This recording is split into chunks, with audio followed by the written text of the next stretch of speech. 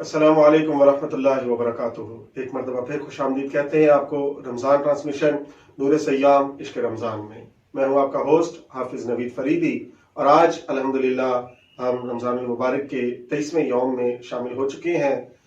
آخری عشرہ چل رہا ہے، آخری عشرے کی طاق راتیں ہیں، اور ایک آیت مبارکہ جو طاق راتوں کے حوالے سے منسلک ہے کہ انا انزلناہ فی لیلۃ القدر، کہ یہ وہ راتیں ہیں جن میں ہمیں عبادت کرنا اور اللہ رب العزت کی بارگاہ میں دعائیں مانگنا قبولیت کا شرف حاصل ہوتا ہے۔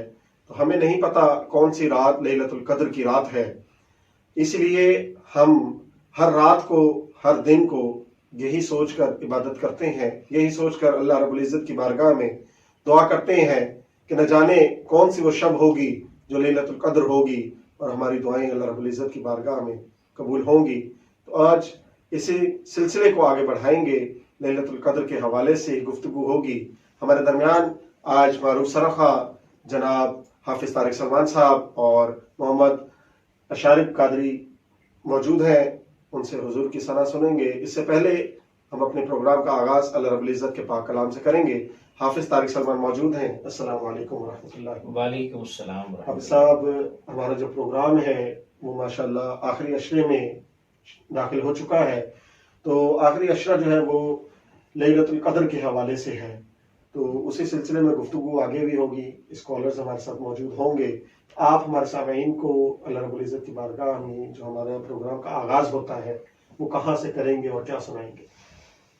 جی، میں سب سے پہلے حمد باری تعالیٰ کے کچھ اشعار سناؤں گا، اور بڑے خوبصورت اشعار ہیں کہ رب کائنات اپنے بندوں سے کس طرح سے محبت کا اظہار کر رہا ہے۔ ایک شے میں جھلک وہ اپنی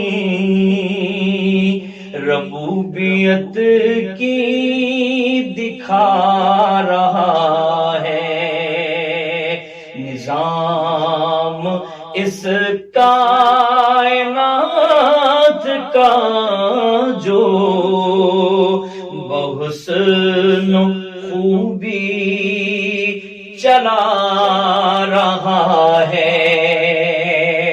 اور دیکھیے وہ اپنے بندوں سے محبت کا اظہار کس طرح سے کر رہا ہے۔ کتاب تو اس کی پڑھ کے دیکھو، ہے اس کو بندوں سے پیار کتنا۔ کتاب تو اس کی پڑھ کے دیکھو، ہے اس کو بندوں سے پیار کتنا۔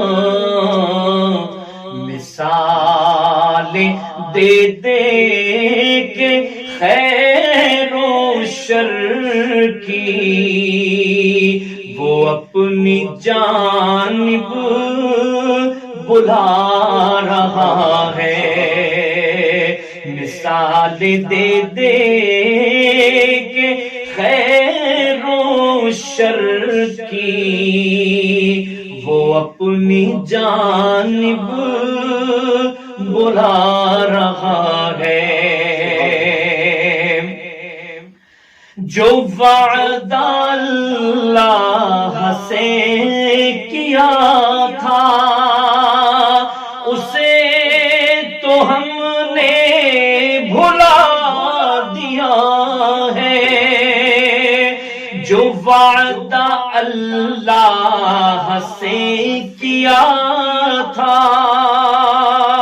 اسے تو ہم نے بھلا دیا ہے،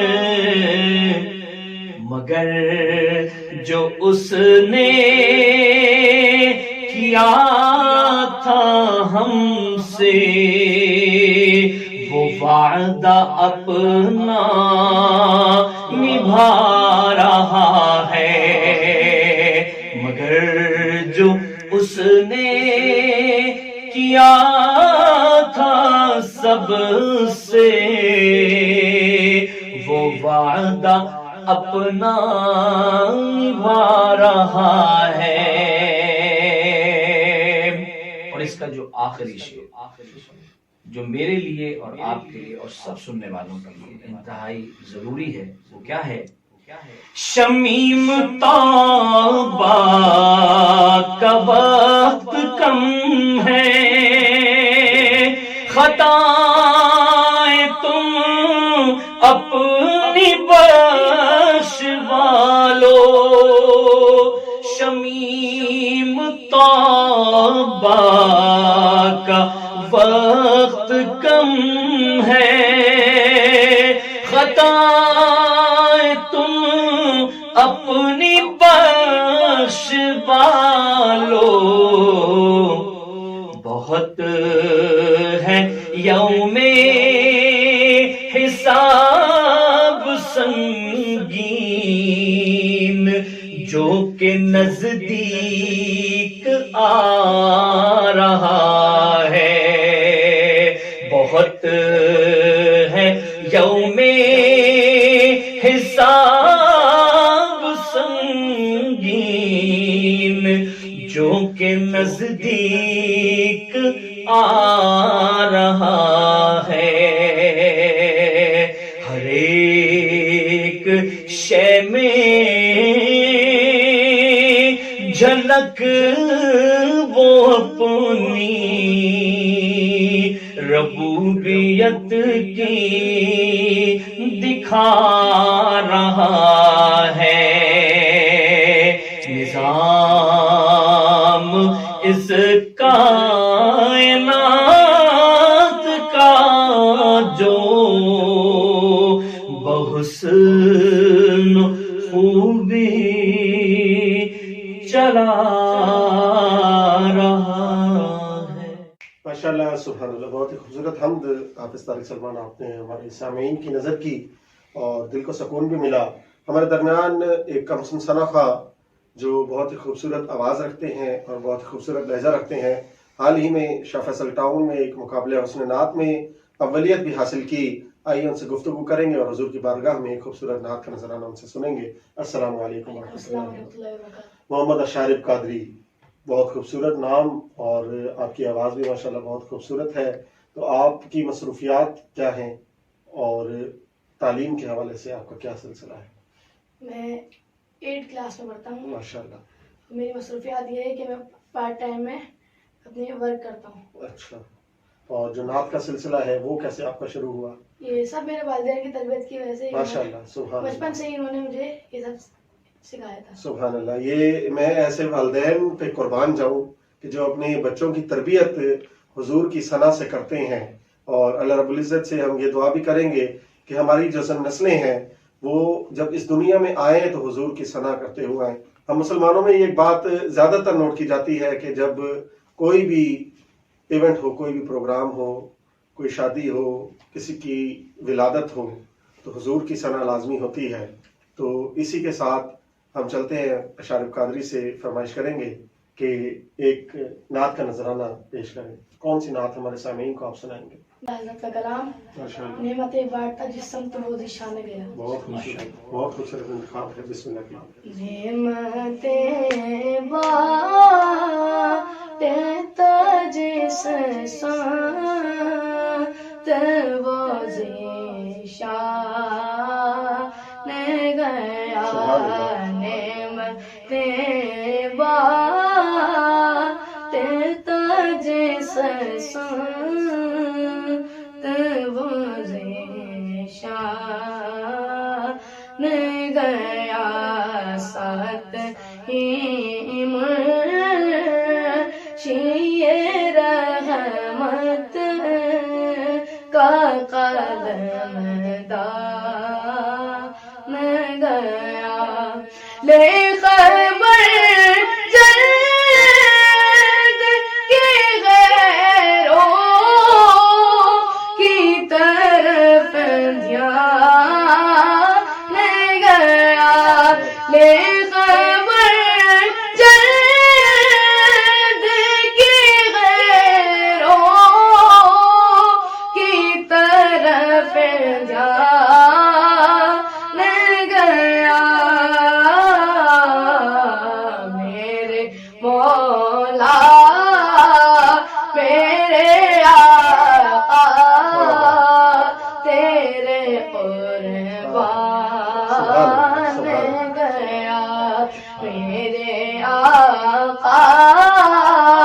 میرے مولا تیرے قربان گیا آج لے کی پناہ آج مدد مانگ ان سے آج لے کی پناہ آج مدد مانگ ان سے پھر نہ مانے گے قیامت میں اگر مان گیا پھر نہ مانے گے قیامت میں اگر مان گیا انہیں جانا انہیں مانا نہ رکھا کیسے کا انہیں مانا انہیں جانا نہ رکھا کیسے کا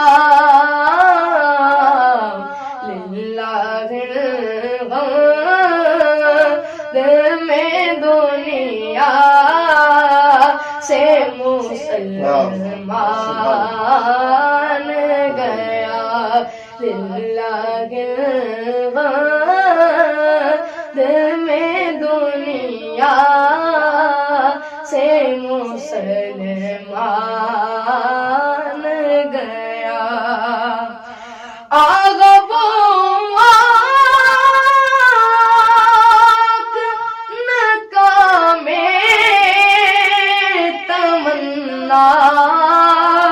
ہی رہی آگا وہ آگ ناکام تمنا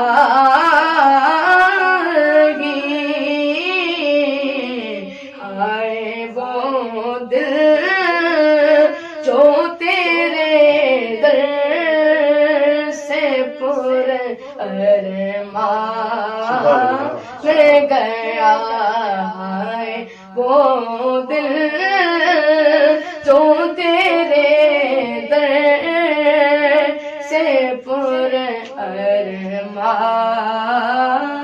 گیا جانو دل ہو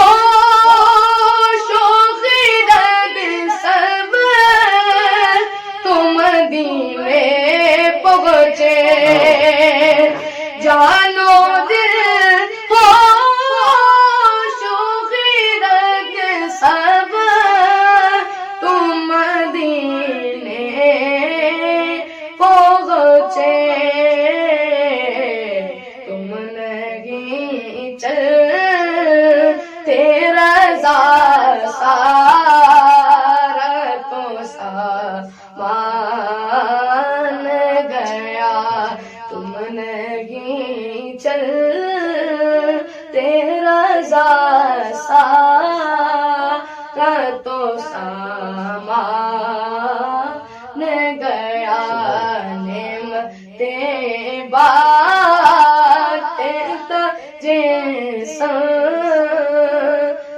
وہ ذیشان گیا ماشاءاللہ بہت ہی خوبصورت آواز بہت ہی خوبصورت لہجہ محمد شارف قادری نے حضور کی بارگاہ میں یہ خوبصورت ثنا کی اور ہمارے سامعین کو ایک خوبصورت نعت سنائی اللہ رب العزت سے یہی دعا کرتے ہیں کہ اللہ رب العزت یہ جو ان کی عمر ہے اس میں جب روانگی ہوگی عمر آگے بڑھے گی تو ان کی آواز میں اور سوز ہو اور اسی دعا کے ساتھ ہم ایک چھوٹا سا وقفہ لیں گے پھر حاضر ہوں گے آپ کے ساتھ رمضان ٹرانسمیشن نور سیام عشق رمضان السلام علیکم نور سیام ہے عشق رمضان ہے अस्सलाम वालेकुम वरहमतुल्लाहि वबरकातुहू। एक मरतबा फिर खुश आमदीद कहते हैं आपको रमज़ान ट्रांसमिशन नूर सयाम इश्क रमज़ान में। हमारे दरमियान मौजूद हैं मारूफ स्कॉलर, साहिब तरीक़त, साहिब सिलसिला जनाब मोहतरम साहबजादा मियाँ फरहान अली फरीदी।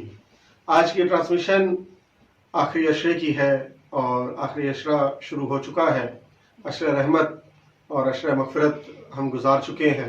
अल्लाह रब्बुल इज़्ज़त से यही दुआ करेंगे कि जो 2 अशरे गुजर गए, हमें उन अशरों में शामिल होना, हमारा उन अशरों में इबादत करना अपनी बारगाह में कबूल मंजूर फरमाए। आखिरी अशरा जहन्नुम से निजात का है, तो हमारा तरीका अल्लाह रब्बुल इज़्ज़त की बारगाह में, कोई अल्लाह की बारगाह में सजदों में तौबा करता है, कोई रो के तौबा करता है और कोई तहज्जुद के वक्त तौबा करता है। तो हमारा हर एक का अलग अलग तरीका होता है अल्लाह रब्बुल इज़्ज़त की बारगाह में तौबा करने का।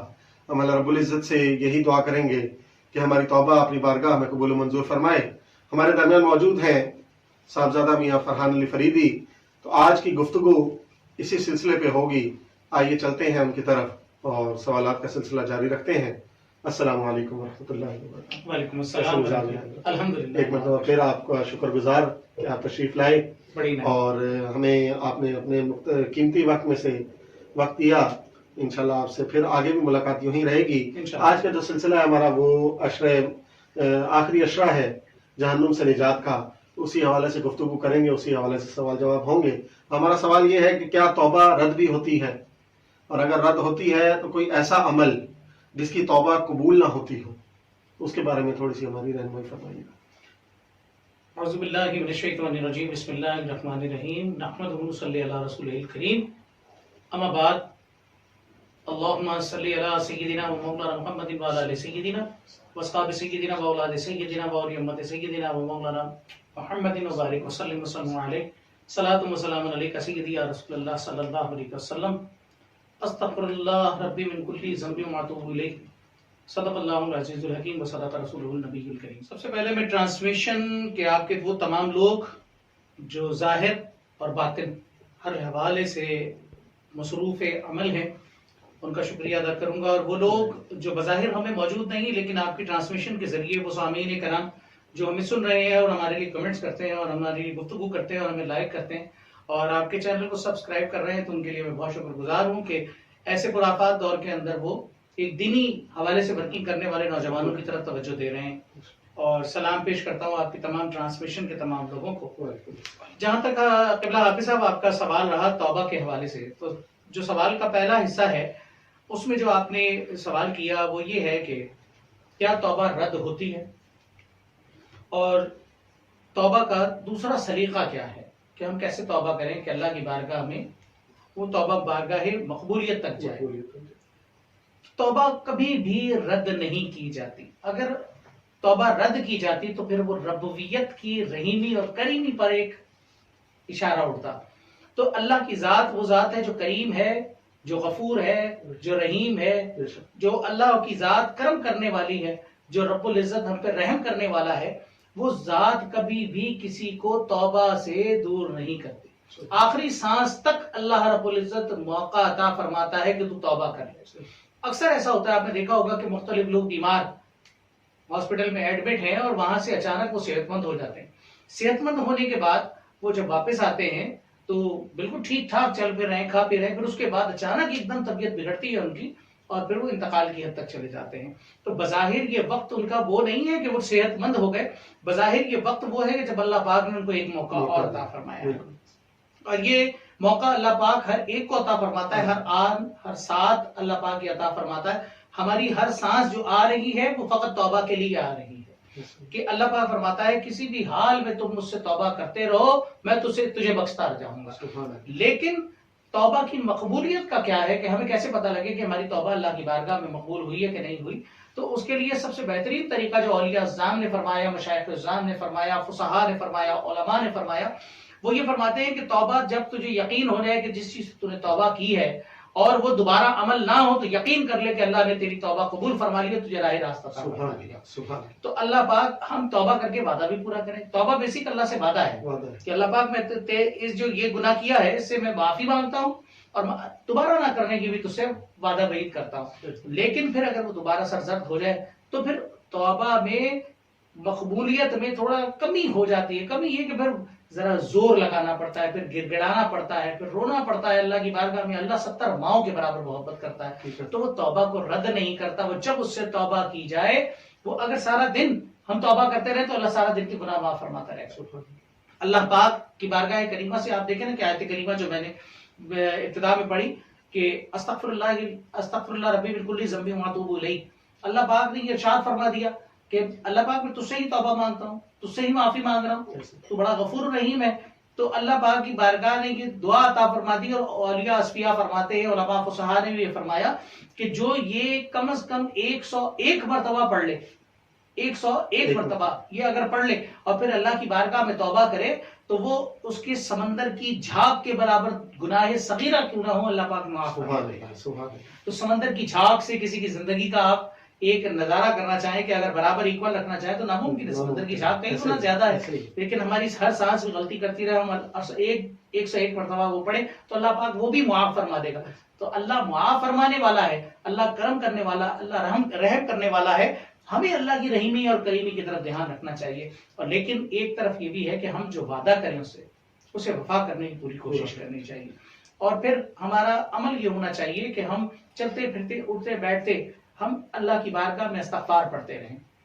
صرف استغفار کا یہ فائدہ نہیں کہ توبہ میں ایسا آئے گی, استغفار کا یہ فائدہ ہے کہ یہ جو دعا میں نے آپ کو بتائی استغفر اللہ ربی من کل ذنب واتوب الیہ, اگر یہ کسی کو یاد نہیں ہوتی تو فقط استغفر اللہ کی تسبیح پڑھتا رہے چلتے پھرتے اٹھتے بیٹھتے, یا درود پاک پڑھتا رہے. لیکن استغفار کی تسبیح کی فضیلت کیا بیان کرتے ہیں فصحاء, آپ فرماتے ہیں کہ جو شخص یہ چلتے پھرتے اٹھتے بیٹھتے پڑھتا ہے, اللہ اس کے رزق میں برکت دیتا ہے, اس کی اولاد کو اس کا فرمانبردار کر دیتا ہے, اس کے مال میں اس کے کاروبار میں برکت عطا فرما دیتا ہے, اس کی زندگی میں رونق عطا فرما دیتا ہے, بیماری ازاری تنگدستی پریشانی سے دور کر دیتا ہے, بلائیات سے محفوظ کرتا ہے, اور اللہ پاک اس کو نیکوکاروں میں شامل فرما لیتا ہے. اور نیکوکاروں میں شامل فرما کے اللہ اس کی ہر توبہ کو قبول فرما لیتا ہے. یہاں یہ بھی جیسے آپ نے ابھی فرمایا کہ ایک انسان بیمار ہوتا ہے, پھر بیمار ہونے کے بعد ٹھیک ہوتا ہے, تو اس کی بیماری کی حالت میں بھی یہ کہا جاتا ہے کہ جب تک انسان بیمار رہتا ہے تب تک اس کے گناہ جھڑتے ہیں. بے شک بیماری کی حالت میں بالکل. آپ دیکھیں بخار ہے, کسی بھی حوالے سے کوئی بیماری آتی ہے, تو اللہ پاک اگر کوئی جانے سے پہلے اگر بیمار پڑ گیا, اکثر لوگ نہیں پڑتے, لیکن جانے سے پہلے بیمار پڑ گیا تو وہ کثرت سے اس کی بیماری کے ساتھ ساتھ اللہ پاک اس کے گناہوں کو ختم کرتا جاتا ہے. جتنی دنیا میں وہ تکلیف جھیلتا ہے, اللہ اس کے گناہوں میں اور زیادہ اس کو ریلیف دیا جاتا ہے. اسی طریقے سے آپ یہ دیکھیں نا کہ حضرت امام بصیری رحمۃ اللہ تعالی علیہ فرماتے ہیں کہ جب تو بیمار ہوتا ہے تو تو شکر کر کہ اللہ نے تجھے یاد کیا ہے. حضرت جنید بغدادی رحمۃ اللہ, آپ کی بیماری میں مجھے یہ واقعہ یاد آ گیا جو آپ نے ابھی ذکر کیا بیمار کا, کہ حضرت جنید بغدادی رحمۃ اللہ علیہ 1 سال آپ بیمار نہ ہوئے, بخار نہیں آیا, کوئی نزلہ زکام کچھ اس حوالے سے بیماری نہیں تھی, تو آپ اللہ کی بارگاہ میں کثرت سے گریا کرنے لگے. تو آپ کے جو اصحاب تھے, آپ کے جو مریدین محبین تھے, انہوں نے پوچھا, آپ حضرت سری سقطی رحمۃ اللہ تعالی علیہ مجدد دین و ملت اور اپنے وقت کے جلیل القدر ولی جو حضور سیدی محی الدین عبد القادر جیلانی علیہ رحمہ کے پیران کرام میں, داتا علی حجویری کے پیران کرام میں شامل ہیں. آپ فرماتے ہیں کہ میں اس لیے گریا کر رہا ہوں کہ اللہ مجھ سے راضی نہیں ہے کیونکہ میں بیمار نہیں ہوں. اللہ مجھ سے راضی نہیں ہے, یہ اللہ کے ولیوں کی تاثیر ہے. اور جب آپ رات بھر یہ گریا کرتے رہے, کئی روز گریا چلتا رہا, جس رات یہ سوال ہوا دوسرے دن آپ کو بخار ہو گیا. بخار ہوا تو آپ نے اپنے گھر میں جو اناج تھا اس کا لنگر کھول دیا کہ اللہ مجھ سے راضی ہو گیا ہے اور میں بیمار ہوا ہوں, اللہ پاک میری طرف توجہ دے رہا ہے. ہم بیماری, ازاری, تنگدستی, پریشانی کو اللہ کی طرف سے عذاب نہ سمجھیں کہ اللہ کا امتحان ہے اور اللہ آنے والے کل کو گزرے کل سے اچھا فرما دیتا ہے. تو یہ بھی توبہ کے زمرے میں آتا ہے کہ قدرتی طور پہ توبہ سے بھی گناہوں کو معاف کرایا جاتا ہے, پھر معاملات کو اچھا کرایا جاتا ہے. تو یہ بیماری بھی آپ کے جسم سے وہ تمام نفوق نکال کے باہر پھینک دیتی ہے اور اللہ پاک کی محبت شامل کر دیتی ہے. ماشاءاللہ, سبحان اللہ, کتنا اچھا آپ نے جواب دیا. تو ہم آج کل یہ سوچتے ہیں کہ بیماری آ گئی, ہم اللہ سے دعا کرتے ہیں جلدی ٹھیک ہو جائے, لیکن اس کا اصل ہمیں جو ہے وہ اندر کی بات جو ہے وہ آج آپ نے جو بتائی وہ ہمیں نہیں پتا ہوتی کہ بیماری بھی اللہ کسی وجہ سے دیتا ہے, اور انسان جب بیمار ہوتا ہے تو اس کے پیچھے بھی کوئی بڑی وجہ ہوتی ہے. بالکل ایسے. اور جب ہم دیکھیں کتنی آسانی ہے ہمارے اسلام میں کہ ہم نماز کے لیے جب وضو بھی کرتے ہیں تو وہ وضو کا جو پانی ہے اس پانی کے ذریعے بھی ہمارے گناہ جھڑتے ہیں. یہ بھی ہمارے لیے بہت جو ہے نا اچھی بات ہے کہ اللہ نے ایک تو نماز ہمیں دی, نماز پڑھنے کی اللہ پاک ہمیں توفیق دے. ہم یہ بھی دعا کرتے ہیں 5 وقت نماز پڑھنے کی توفیق دے اللہ پاک. آمین اللہ. تو ہمارے لیے کتنی آسانیاں اسلام میں رکھ دی ہیں. تو ہم یہی دعا کرتے ہیں کہ اللہ پاک ہماری توبہ اپنی بارگاہ میں قبول فرمائے. اللہم آمین. چلتے ہیں دوسرے سوال کی طرف. ہمارا دوسرا سوال یہ ہے جو توبہ یا استغفار انبیاء فرماتے ہیں, اچھا اس پر بھی ہماری اصلاح فرمائیے گا, کیونکہ انبیاء تو معصوم ہیں, بے شک حقیقت ہے بے یہ, شک معصوم. اور بے خطا ہے, تو استغفار کیوں؟ اچھا یہ سوال ایک بظاہر تو ایک بڑا عام سا سوال ہے, لیکن یہ کہ انبیاء کرام رضوان اللہ تعالیٰ علیہ الصلوۃ والسلام کی ذات کریمہ, صحابہ کرام رضوان اللہ تعالیٰ اجمعین کی ذات کریمہ, یا اہل بیت اطہار رضوان اللہ تعالیٰ اجمعین کی ذات کریمہ کو اگر لیا جائے تو وہ کنڈیشن تبدیل ہو جاتی ہے. اب وہ کیا ہے کہ کبھی بھی کوئی شخص, مثال کے طور پہ میں ایک دنیاوی سطح پہ اس بات کرتا ہوں کہ اگر ایک باپ مزدوری کرتا ہے اور بیٹا اس کا پائلٹ بن جاتا ہے, تو اس کے پائلٹ بننے میں جو کردار ہے وہ اس کے باپ کا ہے, کہ اس نے مزدوری کی, اس نے بوریاں اٹھائی, اس نے بیلچا چلایا, اس نے جو کچھ محنت مزدوری کی, آج اس کے بلبوتے پہ اس کی اولاد اللہ پاک نے کامیاب کر دیا.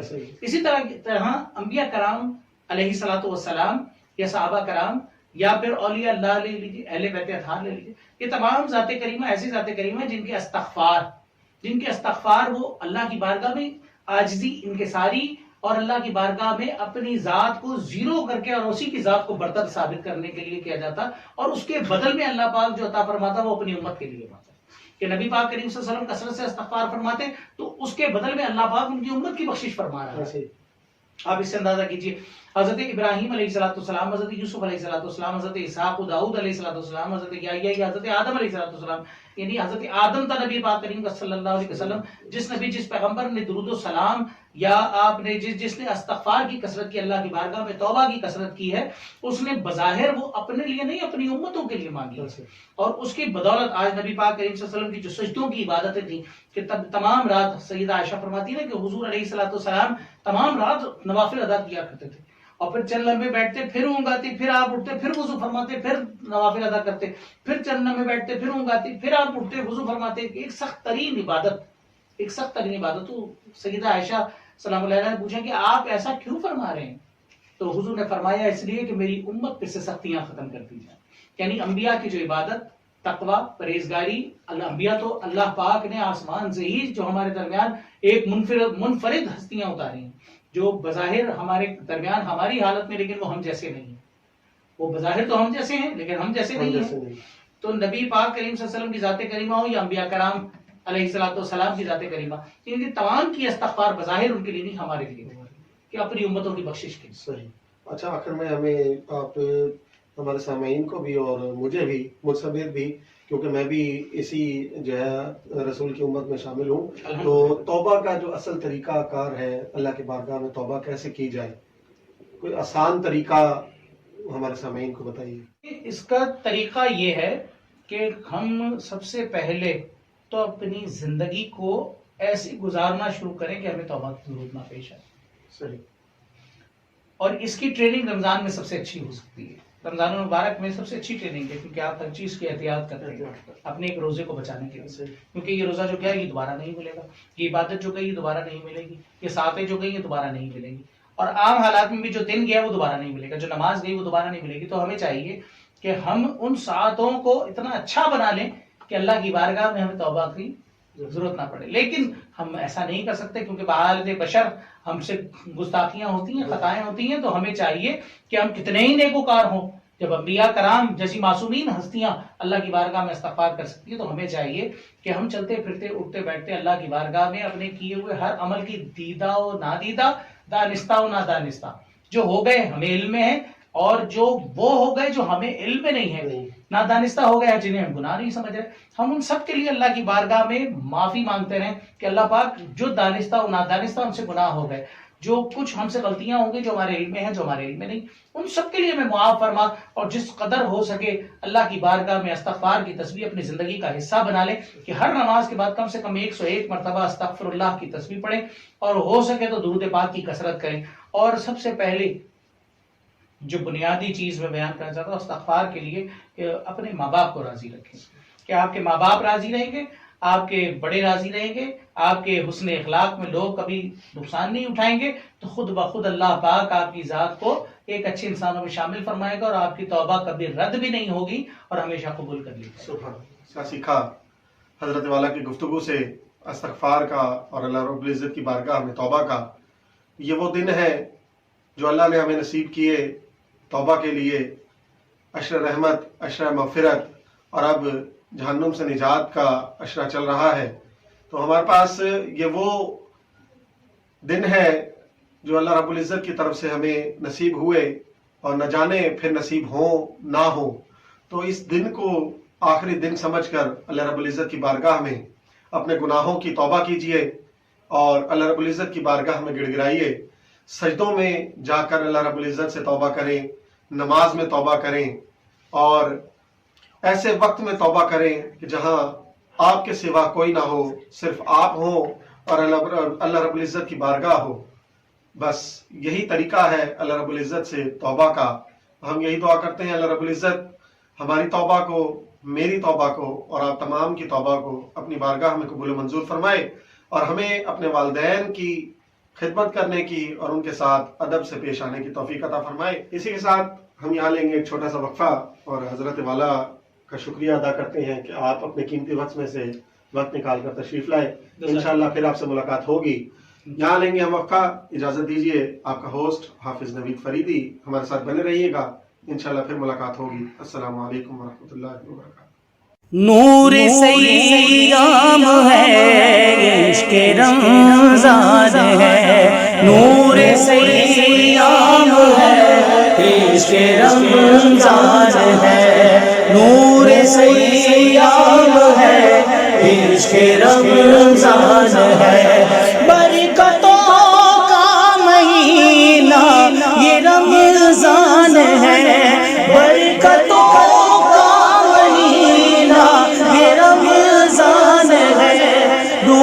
سیام ہے، عشق رمضان ہے، نور سیام